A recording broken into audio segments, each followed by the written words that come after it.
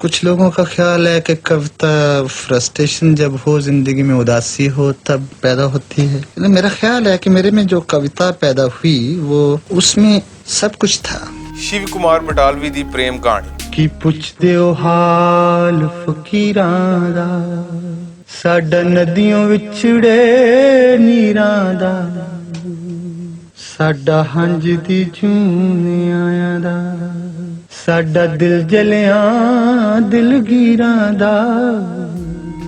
ਸਿਆਲਕੋਟ ਪਾਕਿਸਤਾਨ ਦੇ ਉੱਚੇ ਪਿੰਡ ਦਾ ਨਿੱਕਾ ਜਿਹਾ ਬਾਲ ਵੰਡ ਪਿੱਛੋਂ ਜਦੋਂ ਲਾਸ਼ਾਂ ਨਾਲ ਭਰੀ ਰੇਲ ਗੱਡੀ ਵਿੱਚ ਬਹਿ ਕੇ ਲੀਕੋ ਪਾਰ ਗਿਆ ਤੇ ਸ਼ਿਵ ਕੁਮਾਰ ਬਟਾਲਵੀ ਕਹਿਲਾਇਆ। ਉਸ ਪਾਰੋਂ ਬਟਾਲਾ ਸ਼ਹਿਰ ਵੀ ਮੌਤਬਰ ਹੋ ਗਿਆ। ਉਹ ਸ਼ਿਵ ਕੁਮਾਰ ਬਟਾਲਵੀ ਜਿਹਦੇ ਗੀਤਾਂ ਵਿੱਚ ਥਲ ਇੱਕ ਇਸ਼ਤਿਹਾਰਾ ਬਣ ਕੇ ਉਭਰਿਆ ਤੇ ਬਿਰਹਾ ਦੇ ਗੀਤ ਅਮਰ ਹੋ ਗਏ। ਯਾਰੜਿਆ ਰੱਬ ਕਰਕੇ ਮੈਨੂੰ ਤੇਰਾ ਸ਼ਬਾਬ ਲੈ ਬੈਠਾ। ਕੀ ਪੁੱਛਦੇ ਹੋ ਹਾਲ ਫਕੀਰਾਂ ਦਾ, ਮਾਏ ਨੀ ਮਾਏ ਮੇਰੇ ਗੀਤਾਂ ਦੇ ਨੈਣਾ ਵਿੱਚ।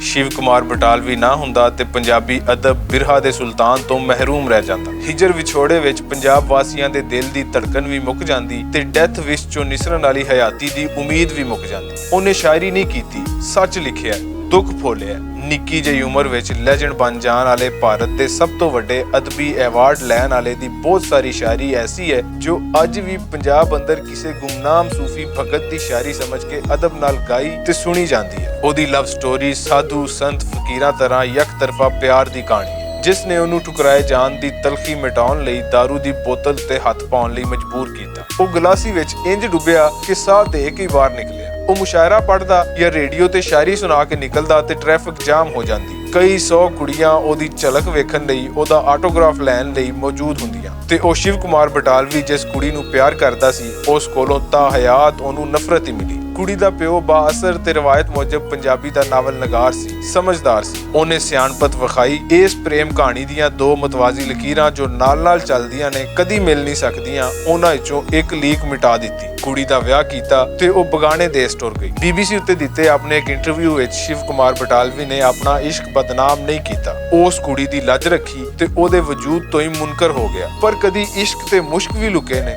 ਜਿੱਥੋਂ ਤੀਕ ਸ਼ਿਵ ਕੁਮਾਰ ਬਟਾਲਵੀ ਦੀ ਆਵਾਜ਼ ਅਪੜਦੀ ਏ, ਉਹਦੇ ਇਸ਼ਕ ਦਾ ਮੁਸ਼ਕ ਵੀ ਖਿਲਰ ਜਾਂਦਾ ਹੈ ਤੇ ਉਹਦੀ ਲਵ ਸਟੋਰੀ ਆਪਣੇ ਹੋਣ ਦਾ ਪਤਾ ਦਿੰਦੀ ਹੈ।